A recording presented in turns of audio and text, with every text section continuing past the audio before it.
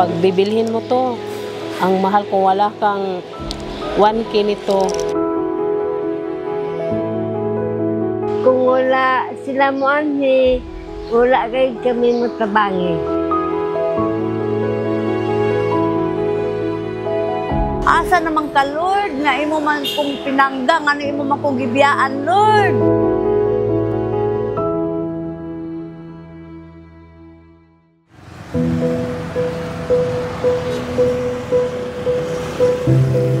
Dito, there's about 7 private hospitals in the city of Valencia, which is actually may level 2, level 3 hospitals na maganda naman ang mga services. Ang problema nga lang, they are all private hospitals.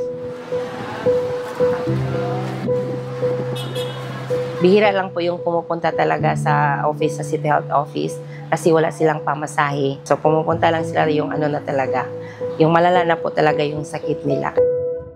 Hindi kaya lahat ng LGU ma-provide yung mga kailangan natin na mga medical equipment para ma-provide natin yung mga health services na kinakailangan ng ating mga constituents.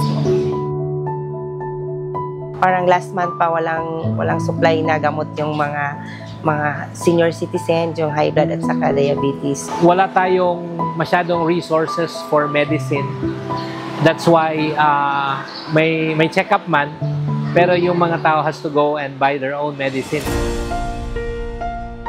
Yung nalaman nila na may free na uric, cholesterol at saka sugar, tapos may gamot, pag alam nila na may naibibigay, yun pupunta talaga sila. Kahit malayo yung nilalakad nila po. Ni anhi jud ko bisag nagsangkiig kog lakaw. Kay ug magpa-doktor ta mahal magbayad. Unya ang tablitas perting mahala. Muna diri na lang ko kay commission man, wa may bayad.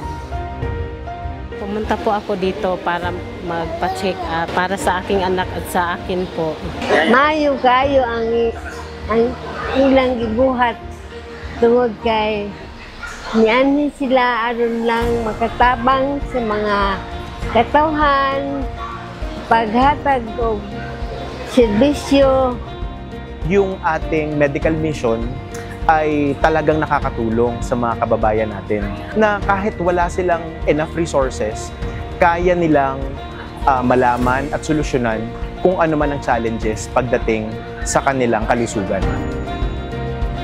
Taos puso yung pasasalamat natin sa lahat ng mga nagiging partners natin. Una na dyan, yung pakikipagtulungan ng mga respective local government units. Pangalawa, yung mga volunteer doctors natin na hindi napapagod, na hindi nagsasawang tumulong sa mga kababayan natin para matugunan kung anong pangailangan nila in terms of their health status.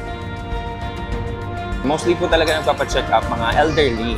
Those with mga long-term na gamutan na po talaga, o yung mga hypertension, diabetes, yun po. Ang laki talaga ng impact niyo sa amin na tinutulungan niyo kami.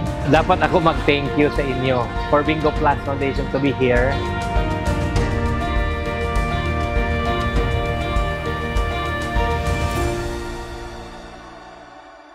Yung experience ng buong team, pagpunta dito sa Bukidnon, hindi ganun kadali, hindi ganun ka-smooth, pero hindi yung dahilan para hindi natin gawin ang advokasya ng Bingo Plus Foundation at yun ang makapaghatid ng libreng medical services sa mga kababayan natin.